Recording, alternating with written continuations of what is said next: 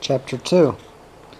They lived in a cottage in Roper Street, a box of stone plain as a deal-board coffin, with a roof of rusty corrugated iron pulled up high in the middle and rimmed with corroded guttering that cascaded like a burst main when it rained, and the brickwork painted the shade of a canary having a dust bath. The windows like square dead eyes, one pasted over with brown paper where the glass had gone. And Costello said you couldn't swing a cat in it, and his wife said they must have built it back in the horse and buggy days. And Costello roared, "You mean before Adam scratched his bum on a cactus plant?" And he said, if I liked to collect paint flakes off the walls, I could sell them for potato chips, and if there was such a feat as a man being able to squeeze the old dump in his hand like a sponge, Noah wouldn't be in it for the flood that'd take place, and everybody would be going about in green with the mildew from it. And she said, you'd think it would be better, its being in the way of the sun for much of the day.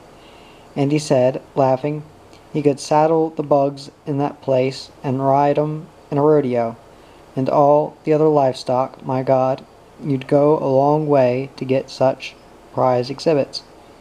And that poky backyard, and the dike, Holy Mother Machree, that dike, stone with a roof of iron, down at the back and up at the front, like a maroon's head. Jump to catch the chain, seat with a crack pinching the thighs off you, and the tantrums. God, Tarzan of the apes, pull the chain and look out, here I come. Trumpeting its coming and thumping its chest, warp, gurp, and yelling like a man coming to a sneeze. Watch this, and bang, slursh, struth the falls of Killarney. The end of the world, and the breathless shouting, the crazy panting, get me, folks, I'm refilling. Hey boys, I'm wuck, grr, gar. And then the little chiz that said proudly, made it, mates, made it. Scream bird, what a dike. But it won't always be like this, Lizzie sweet. No, it won't always be like this. And Johnny Costello, Johnny, with the red hair and the sturdy legs, came running in from the rickety front gate, and said, he's coming now, Mum. And Dano Costello, Dano, with the black hair and the bold look, said, the old man, is he? You sure? Dano, haven't I told you time out of number to show respect to your father and not be speaking of him like that? Whereabouts is he, Johnny? Just coming up the street. He'll be here in a minute. Has he got the drink in him? Looks like it, Johnny said. It's Friday night, ain't it? Dano said. Isn't it? Corrected his mother. Isn't it then, if the old dad ever comes home of a Friday night without the drink in him, I'll eat me hat, he said excitedly. What's he got, Johnny? I don't know, I didn't see, Johnny said. And they heard Peter Costello coming up, well off, coming up and giving a foozy rendition of Phil the Fluter's Ball. And Miss Costello said patiently and with a sigh, well, here it comes. And they heard him louder. Up, down, hands around. Where's the knob? Where's the knob, oh Midoriyo? So Phil played up with the greatest joviality, the ladies and the gent. Ahar, hello, hello, he cried in fine greeting. Good day, Dad, Johnny said, and Dano looked excitedly at the man's pockets. And Miss Costello smiled a little and looked a little tired and looked a little disappointed. But Costello, hat back on his short-cropped head, laughed and swayed a bit, with a tootle on the flute and a twiddle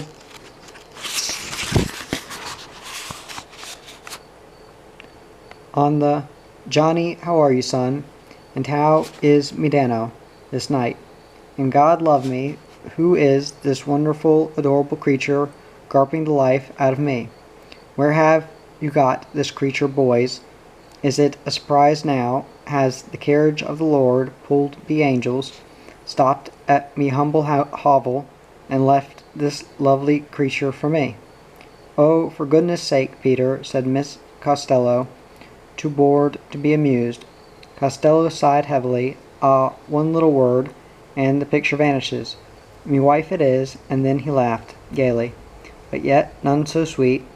What have I brought you now? Wait till I dig in me pockets and bring out the treasures of Arabia. A hat, there you are, Liz, me dear. Chocolate, more and more chocolates. What buttes, Dano cried, delight on his lean, impudent face. Ah, a minute, purred Costello, with the eyes of a magician before children. Now, what have I got in this pocket? This bag, peppermint drops, and here's another, jujubes. Ahar, and another boiled lollies for Dano, for me own Dano to harden his teeth on. Dano looked disgusted. Ah, gee, I'm tired of boiled lollies. I haven't finished last week's yet. Ya, don't be ungrateful to the hand that feeds you, boiled lollies. I swear be boiled lollies for a young man in short pants that sneaks a smoke now and then when his old man's back is turned. It's a lie, I don't. Dano leapt in with the denial, and his eyes sang in astonishment. How did you know at the same time? Now, Peter, don't start picking on the boy soon as you're in the door. Who's picking on him? Snorted Costello, and he searched himself some more, turning all around like a dog chasing its tail. Is me pocket empty? Alas, they are. Ah, no, have I forgot the woman of the house, the angel of the broomstick. And there was a crisp sound, and the clink of coins, and he said, This is what she likes, boys. Hear the sound of it. A haul of silver, and the silver jangled out on the table. There she is, and here's some from this pocket. Through penny bits for the plate for you, and Zach's and Bob's for the milkman. This is what she likes, all right. Don't they all? And he chuckled knowingly, and here I'm pulling money from all over me like I was made of it. Here's 3 notes, no 4, and there you are, my dear. All yours be the grace of God and elbow grease. Miss Costello picked up the money while the picking up was good. Leave it, and he'd have it back in his pocket, and giving it to you tomorrow with a pound missing. Got by my hands from the roads and the ditches, cried Costello. Dug by me shovel and me pick. Not enough, isn't it? Why, Peter, I didn't say a word, said his wife innocently, yet knowing his character. Not enough, eh? He boomed, thumping the table and bulging his lip. Well, you don't want to be telling me that. Tell the ones that pay me. But no arguments, no arguments. Come here to me, Johnny. Costello flopped down in a chair, and Johnny went up to him and stood waiting, feeling self-conscious under the bald-headed stare of his father. What, Dad? Here, give me your hand there. There's a whole 10-bob note, all for yourself. But why? What's this for? Now, don't tell me you've forgotten. Johnny frowned, thinking. It's your birthday today, shouted Costello, giving the boy a slap on the shoulder. Is it not, or am I giving away money for nothing? Johnny grinned and said he had forgotten, and gee, thanks, Dad, and he held up a golden brown note, smiling happily. Dano looked his envy. Don't take it, Johnny.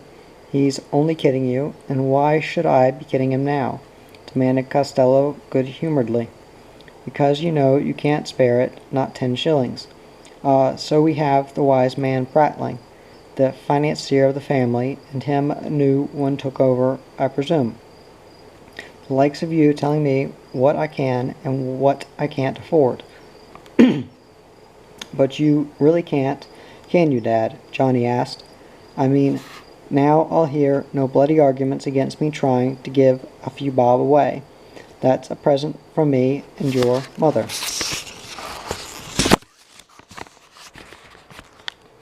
You never give me 10 bob for my birthday, Dano said sulkily. Listen to him like a big baby, exclaimed Costello, and he mocked the boy in tone and words. You never give me 10 bob for my birthday. There's no call to be nasty to the boy, Peter. I'm not being nasty, but I can't stand the voice of jealousy, and I hate a selfish sniveler. Nasty, I saw the day when me own father, rest his soul, would have thrashed me for that. You always got something for your birthday, didn't you? He paused. Well, didn't you? Cricket balls, lollies. It's the sentiment that counts, bawled Costello, not the thing you got. Well, be a man and not a ninny whimpering because your brother got a measly half-note. Dano Costello's pale face turned from sulkiness to grimness. Some day I'll have money. I'll have a lot of money. And a wonderful thing if you do, praised Costello. Then you'll be able to hand me 10 shillings for my birthday. You boys better be off if you're going to the pictures. Miss Costello told them and gave Johnny the nod with her head. Get away before he gets cranky and there's a row or something. Yeah, come on, Dano. Johnny tugged his brother's arm. I'll shout you. I'm not going, Dano said surely. Don't be stupid. Why not? I've got nothing to spend. Listen, Johnny said. Don't think I'm going to bust this all on myself, do you? I'll give you half, come on. That's the spirit, Johnny, me boy, cried Costello, giving Dano a contemptuous look. You've a way with the weaklings. And over the top of him, Miss Costello said, Go on, get away to the pictures. You go and have your wash, Peter, and I'll get your tea.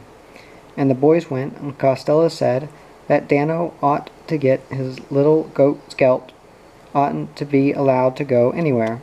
And she talked quickly about other things, and his mind, erratic as a grasshopper, was flagged by them and taken off the boy, and he went out to the laundry laughing and singing. And the seasons came round again, and the tragedy of poverty fell on the world. Fell like a plague on the world. The rich were less rich, and the poor were poorer. The rich could run only 1 car instead of 3, and the poor had to put half their dinner away for tea. And men changed, and their women and kids changed with them. The boss frantically counted his dwindling fortune and put a padlock on his money, and the worker's belly grumbled, and the worker looked at his shoes and wondered if they would stand up to it tomorrow. And on a pandemic scale, destinies were diverted for good, for bad, for better, for worse, and no man could tell the consequences to the race of that vast misery on the earth. Costello came in wearily and sat down wearily and let his tired breath out. His eyes ached from the wind and the sun and the dust in them. And she said, aching with sympathy, Did you do no good? He shook his head, angry in his hopelessness. Out since 9 this morning, walking the feet off myself. No men wanted. We are putting 'em off. Leave your name and address full up, gates locked, and grass growing under them. Men everywhere, the streets full of them, sick, tired men, myself all over it again. Well, never mind, love, something'll turn up. And she was thinking, we can't give in, anybody can give in, God won't let us down. Have faith, got to have faith, keep up to the sacraments, and faith will stick to us. Ah, Liz, he sighed, how a rich new country like this could get itself bogged down, I don't know. I thought we left that all behind. But Peter, she said gently, looking at the heavy tiredness on his face and feeling her heart going out to him. It's not the country, it's the time. It's the same all over the world. We'll pull through all right. We always have. And she knew she wouldn't complain so long as they were all together, and nothing the matter with any of them. What's for tea, Liz? Fish, she said, and scallops. He pulled a face, that muck, and he saw it. Fish, they called it, shark all wrapped up in a hard yellow crust of flour and water, heated up over and over again, and it went into the category with the scallops, slices of brightly potatoes fried in batter, and condemned starvers disguised the same way. Hell, could I do a great big juicy steak, he said, ferociously. It's Friday, she reminded him. Friday, he grumbled. What's Friday to me? God, I could eat a bloody priest. Well, have meat tomorrow, Miss Costello said brightly. Meatless Friday, he growled, wanting to growl. Nothing doing day. We should have been Mohammedans. We'd have been better off. He went on grouching, and she saw it all as an outlet to the anger and frustration in his soul. And firm as she might be on the outside, on the inside she could communicate with him. A man's got to have nourishment, he said. If the Lord himself could taste that fish, he'd back me up with the meat quick and lively. As she told him, growling and grumbling every week would get him nowhere. And did he want the fish? And he said, what about an egg and a mate to go with it? And she said, I'm keeping the eggs for a pudding. We can all get a wean of them that way. He gave in and told her not to be naked, narked with him. And she looked at him compassionately, and he said, I'm always thinking, and I get down with the thinking.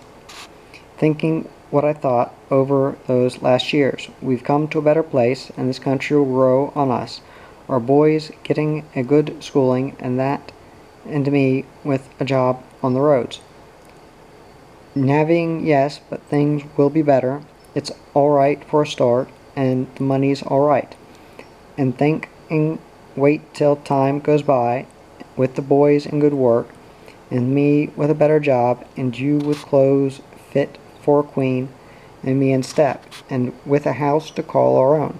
All that I think, and look at us now, out of the slums, into the slums, worse off than ever, and this thing not likely to lift for years.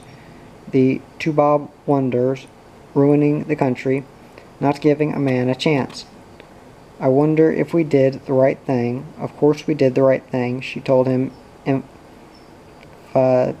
emphatically, without reason, but with hope. Faith talking, it's not us to drop our bundle, is it? And she said, think of them worse off than us, and he said, that doesn't make our lot any better, and she told him to pull his socks up, and he said he would if he had any on. And in a little while, under the heartening spirit of her tongue, he was laughing and talking of weaklings and curs, and saying nobody would lump him in with them. His mother never reared a jib. Let the bloody half-witted world do its worst. It would never get him down, and he was brave and defiant in that hour. Johnny was lucky. Johnny got a job after school, chopping wood at Stoneham's bakehouse. The wood he cut, the wood that furnace ate. Stoneham not a bad fellow, pasty face, blue eyes like willow pattern, eyebrows like ginger mantel shelves. 10 shillings a week for Johnny, and now and then some pies and stale cakes to take home. And Johnny enjoyed swinging the axe because it warmed the blood in him, and he could feel himself growing. His forearm swelled, and his biceps, and in the beginning he felt the soft good ache all over his shoulders. It's good training for me, and will help my development. Les Darcy was a blacksmith, and he swung a hammer like I'm swinging an axe. I wouldn't care if I was doing it for nothing. He gave the 10 shillings into the house every week, and his mother doled him out what she could spare for his entertainment, but he read books more than he went to pictures or football or anything else. He read books about fighting and fighters, and that was the core of his life. He was rugged and strong, with clear blue eyes and a face well cut, wide open. 3 days a week he served the priest at Mass, and every Sunday night he carried the cross when the stations were said, and was one of them that put out the candles as the people filed out of the church after benediction. He mowed the front lawn of the presbytery when old Mick the gardener was sick, as he often was these days, and he cut the hedges, and the housekeeper sat him into tea and wafer biscuits, and sometimes on Saturday morning he went out over and cleaned out the fowl yards at the convent, and the nuns would give him 5 shillings, and the lay sister would feed him up in the kitchen and make him eat till he was like a grape in the sun, and give him cakes and scones to take home to his mother. And Dano, in a football jersey and pants padded with patches, went around with that Bricky Bilson, that makings of a lout, some said, and they went into telephone booths, dialed a number, and tittered, and Bricky said in sepulchral tones, when the voice answered, "You're gonna die at midnight tonight," and hung up, and they roared laughing, thrilled. And next time it was Dano's turn, and he rang up a cake shop and said, "Send a dozen cakes out to Miss Jones at Redfern, and make sure there's cream in these ones and not plaster of Paris." And they rang up the railway and asked the station master if the dead bishop they were expecting had arrived yet. And Bricky rang up the morgue and told the morgue his father said to keep a stiff upper lip. They went down to the subway and watched the people coming and going on the ramp. As the trains came and went, Dano rubbed one of his eyes till it was red and watery, and they watched for Johnny with a stick, an umbrella, or a folded newspaper under his arm. When he came, Dano suddenly gave the object a push and knocked it out of Johnny's arm, and then grabbed at his red eye and started to whimper. And Bricky Bilson became all sympathy and said, "Gee, mister, you oughter be careful." And Johnny said, "I'm sorry, boy," and put his hand in his pocket and gave Dano a coin, a 3p or 6p, sometime a shilling. And another time Bricky Bilson took his matchbox full of little pebbles and approached some gull and said, "Can you give me a match, please, mister?" And the mister gave him the box to take a few out of it, and Bricky said, "Thanks, mister," and the gull said, "That's all right, son," and put the box of pebbles in his pocket and marched off. And Bricky did the same with other gulls until the boys had enough matches to make 2 or 3 full boxes, and they sold these boxes for a penny each, or went up to a fruit barrow and bartered them for some fruit. And they went now and then into old Son Young's greengrocery, and Bricky Bilson, with his jockey cap pulled back, the front on his head, made faces and chanted, "Silly old Chow, sing-song Chinaman, born in a jar, piddled in a teapot, ha ha har," and the little Chinese flapped his arms at them and scuffed after them, piping like a bird, chased them on to the footpath, where they cheeked and maddened him till he threw potatoes or specked apples at them. They jumped all over the road, collecting the potatoes or the apples, stuffing them down inside their shirts next to their skin. And again they went into Youngie's, and Dano picked up a watermelon, and Son Young threw his arms up and screeched, "Drop that melon, you boys," and Dano did as he was told, and the melon split with a crump to the floor. The Chinese babbled richly, and Dano said, "But you told me to drop it. Not worth much now, eh? All right, seeing as I did it, I'll give you 3p for it." And he went out with the melon, and Bricky and Dano gorged themselves on it. And they followed a baker's cart, dawdling along, came up behind it, and yanked open the door, and Bilson got away with buns and a loaf of bread. But Dano didn't see any buns, so he took 2 loaves of bread to make up for it, and he went home happy and rushed inside proud, planted the bread on the table, crying, "Look out I got, Mum." "Where'd you get it?" "The baker give it to me." "Which baker?" "A baker, that's all. I don't know his name." "Well, God bless his kindness," said Miss Costello, giving Dano the benefit of the doubt. But he did it again, and she found him out with words, and she would have nothing that was stolen, and she said, and told him to take the bread back, and make sure he told it next time he went to confession. So he didn't bring any more home, but he didn't give up stealing. Whatever he got, he ate it all by himself or with Bilson, and went home full-stomached but empty-handed. Dano and Johnny went to mass in their neat but warby suits, and their boots half soled with linoleum, and their mother went with them in the dress she had unpicked and turned inside out. They went to the communion rails, and when they came home Dano was better, and he said how when he knelt down at the altar rails he heard some dills in the front pew behind him whispering, tittering, and slinging off, and when he left the rails he looked at them, and their eyes were on him with interest. Costello glared at his humiliated son and raged. "Who were they? Do you know them?" "No, but I know them again. The slush, and your mother wonders why I don't go to church. What they do say or think is no reason why you shouldn't go to your mass." She shot back at him. "Listen, them sainted snipes haven't got one brain amongst them. Ask them Shunans, and they think Jesus Christ got around in a top hat and spats. Me, I'm a better Christian, church misser, and all as I am. Do you think, listen to me, Dano, if you went to him up there with the boots off, your feet and the clothes and rags on you, do you think he'd give a damn? You'd not be in church then with them garps chucking off. You'd be meeting a gentleman, and that's all that matters. Boy, that you get to meet him. The likes of them in that front pew never will, though. They've got their ports all packed and ready for the trip."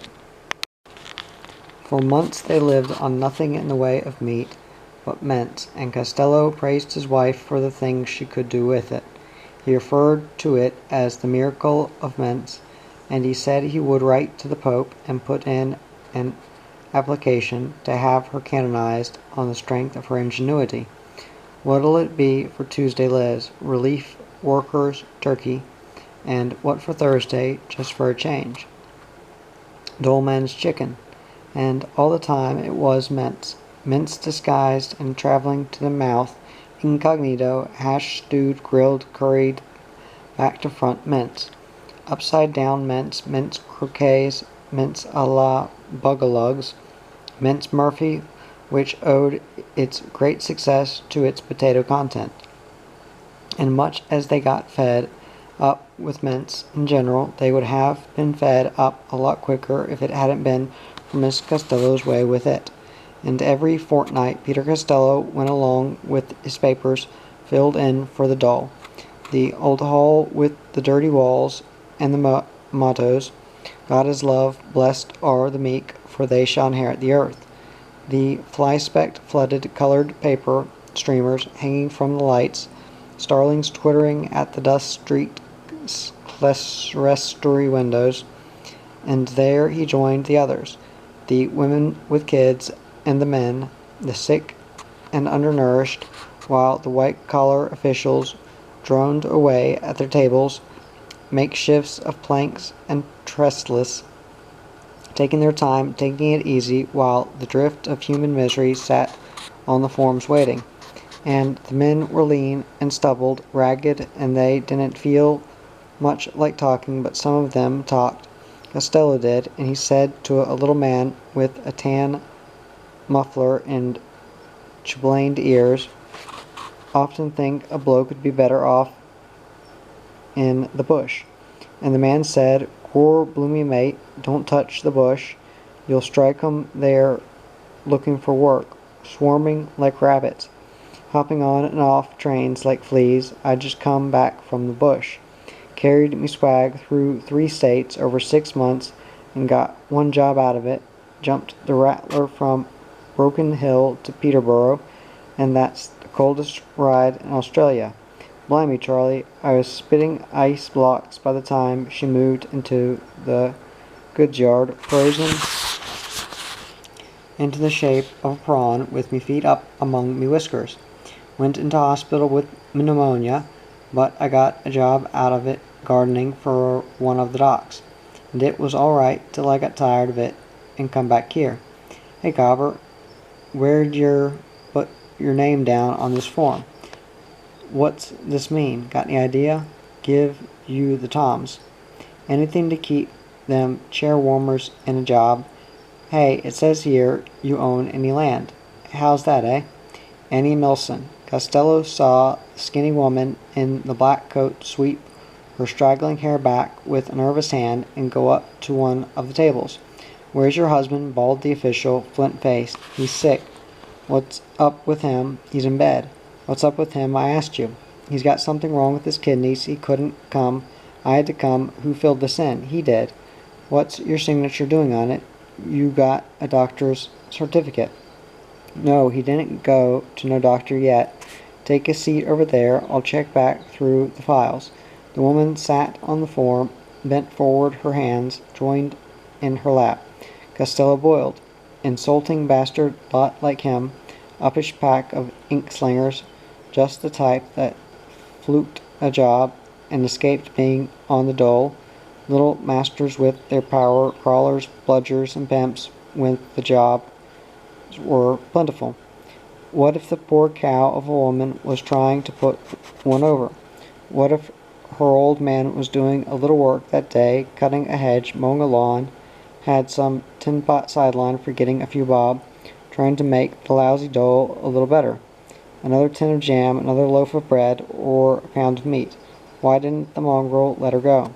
Some did. Some were gentlemen, and you were still a man with them, a body and soul, and they gave you respect and courtesy, and were patient and understanding with the bobs that didn't know what this line meant, or where to put the answer to that question, and they got to know you and were friendly in their inquiries about how you were doing, and smiled a bit with you at them who cracked the whip in the good times and who were still inclined to be uppish, found it hard. These ones did, to pocket their pride, but they had bellies like everyone else, and they learned to come up for the dole. Gee, Maisie, I don't know what's wrong with me. I can't get a bust. I've took things and stayed off things like it's the bloody government. More boneheads than a boneyard. Wants somebody like Andy Fisher back again. Got the wife down with another Joey. Did the lot at Swy love the whole damn issue? I coulda brained him. Peter Costello.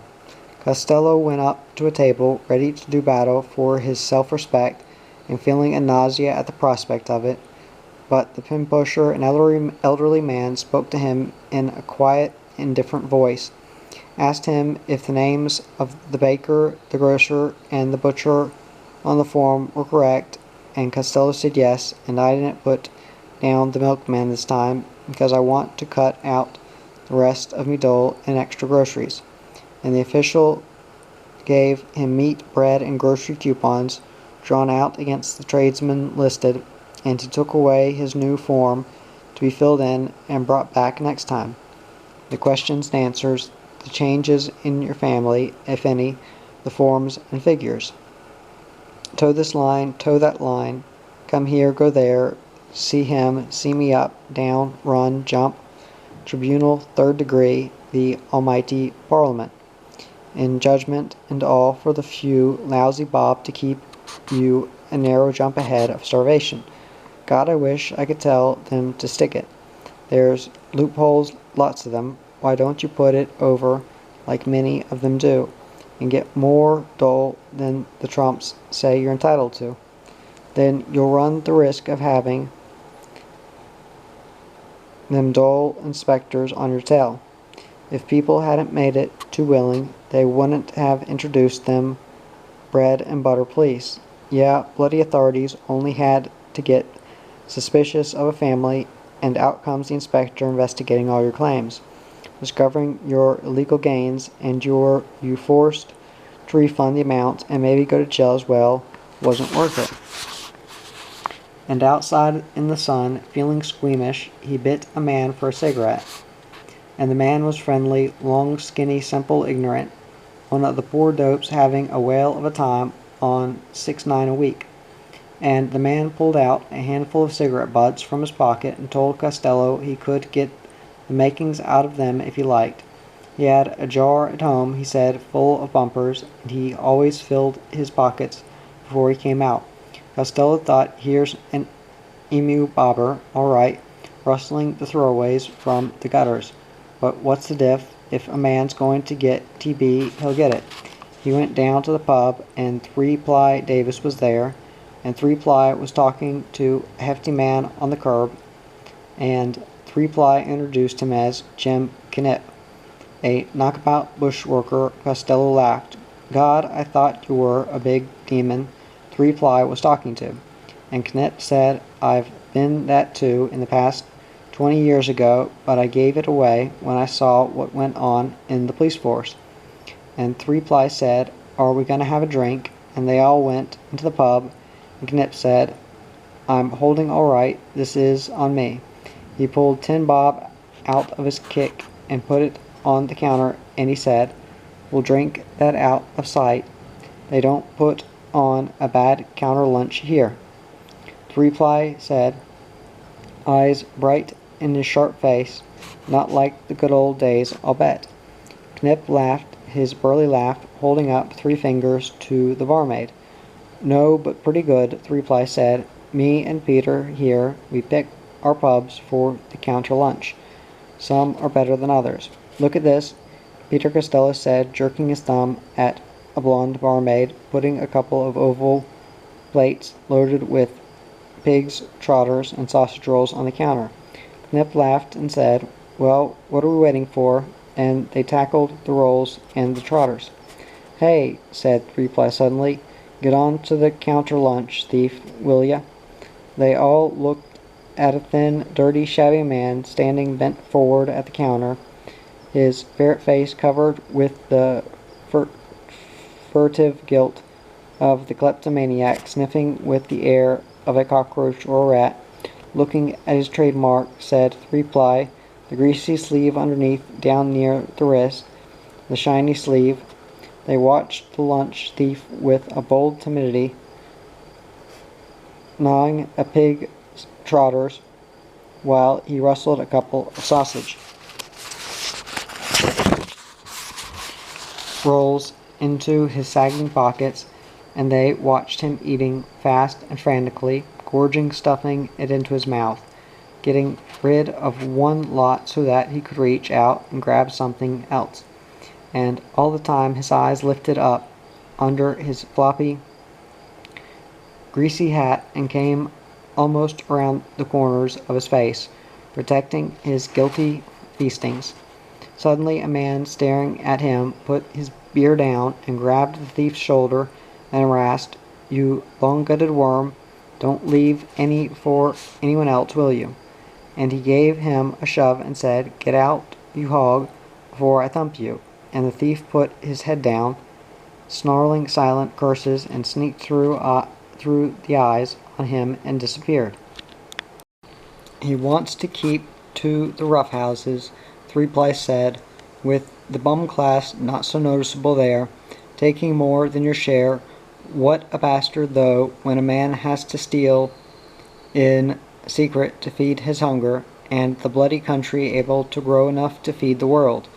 And them criminal hounds that dump fruit and vegetables in the tip because the prices are crook. Shooting's too good for them. Now, don't get all worked up, Peter, 3-Ply advised. No good getting all worked up. He turned to Knipp. He gets all worked up, you know, but that sort of thing only gives you ulcers. Who wouldn't? Jim Knipp smiled and pushed a florin out of the little spill of coins on the bar and caught the barmaid's eye. And they drank there for an hour or two, and Costello managed to store away a little snack for them at home. And them at home had been doing their bit too, and when the table was set with all the cheap food, they thought they were made. And so they went from day to day, waiting for tomorrow, and tomorrow being the best day of their lives because there might be hope in it and promise. Costello was talking, and he said, if I've no friends among the living, then I've got them among the dead. That's right, 3-Ply Davis said. I've got Tim O'Leary that run the Duck and Drake Hotel and used the red flannel on his poor catastrophe of a back, and there's Barney Cuskelly with only a fiddle between him and starvation, for he was never sober enough to work, and all the others that would be putting in their spoke for a man. Good talk, said Three-Ply Davis. There he goes again, she thought, washing up in the kitchen, home drunk with another character, bringing them along. Never mind who they are, fish them out of the streets, the waifs and strays, and fetch them in like dogs for a feed and a share of the bottle, just as tea was over, port of call, cafe, stopping over place for the drunks. Man alive, cried Peter Costello irritably. Don't be agreeing with me all the time. Pick me if I'm wrong. It's a free country. Have another drink, Peter, Three-Ply said, pouring out the strong red wine into cups without handles. You heard what I said, did you? All right, Peter, Three-Ply consented appeasingly. I'll say this.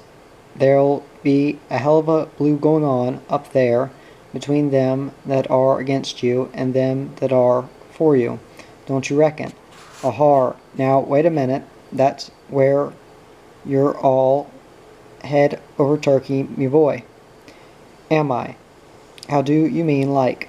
Them that are against me'll not be up there, man. They'll be down on the hobs and of hell messmating with the devil.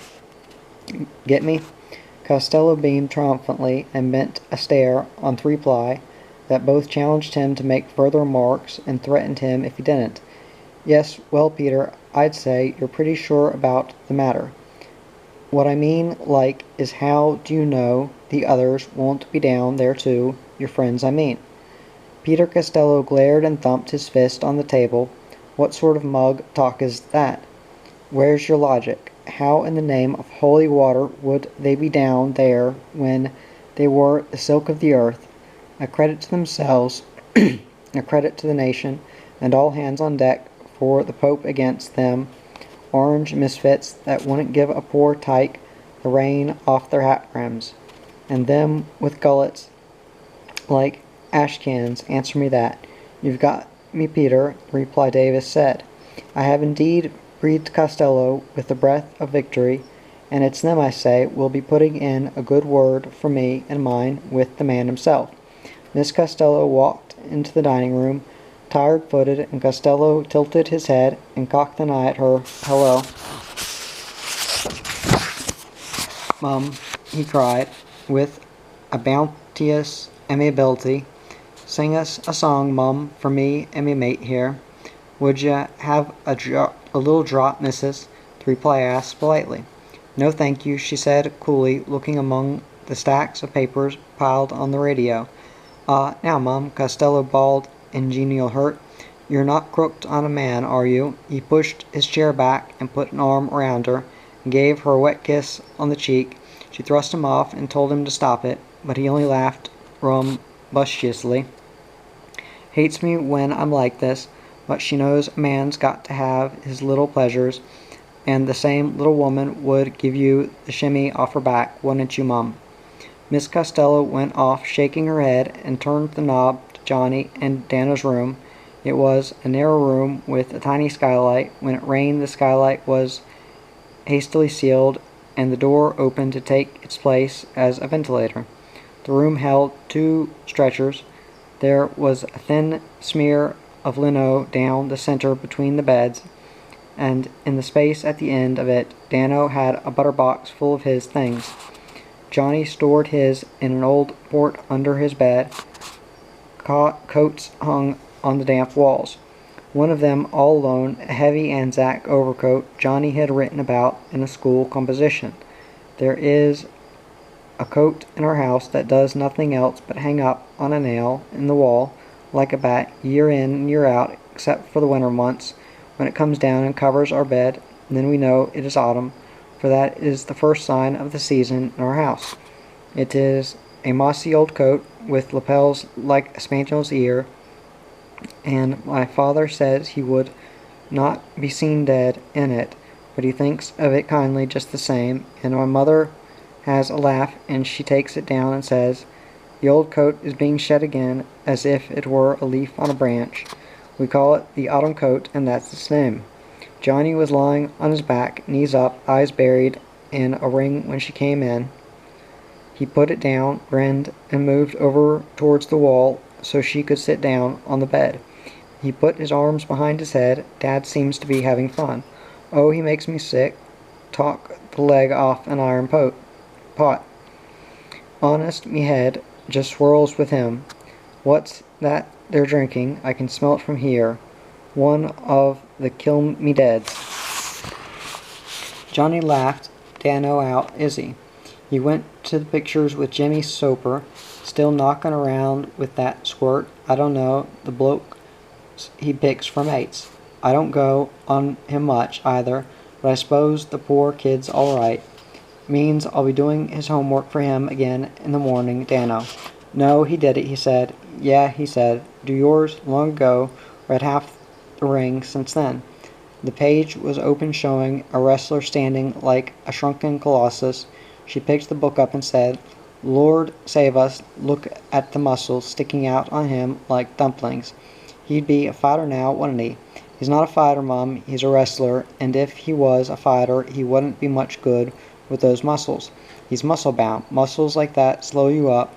The best muscles you can have are long, smooth ones, not naughty hunks like that. That's Derek Gapon, Johnny said, taking the magazine and looking at the picture, and he's turned in wrestling now. He's a strong man, a weightlifter. She laughed, pleased with his knowledge, a soft laugh of admiration.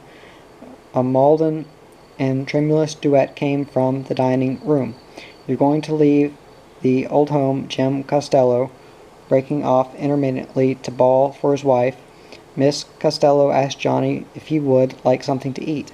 He told her he was going to turn in and he didn't want anything, and to give him a call at the same time in the morning.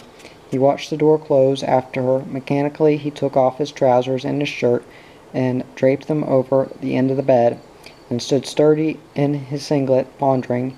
He put out the light and went down slowly and thoughtfully on his knees and said his prayers, and that was the time of concentration and sincerity. Johnny Costello said his prayers, his Our Father, his Hail Mary, his Confiteor, his act of contrition. Thank you for all you've done for us and all you've given us. Help us and look after us and make me a great fighter, please God. He prayed for the living and the dead. He asked for the blessing of Jesus, Mary, and Joseph on his mother, his father, his brother, and he made a prayer on its own for the soul of Les Darcy. And the world gradually began to move out of the darkness, and Costello went on to relief work, and it was wonderful to have something to do again, just pick and shovel work, leveling the streets and filling in holes and digging them, and nobody was sacked and nobody worked hard because the money wasn't real wages, but it was more money than the dole, and nobody with the man in him wanted to go and get a doctor's certificate to prove he couldn't work. It was good to have work.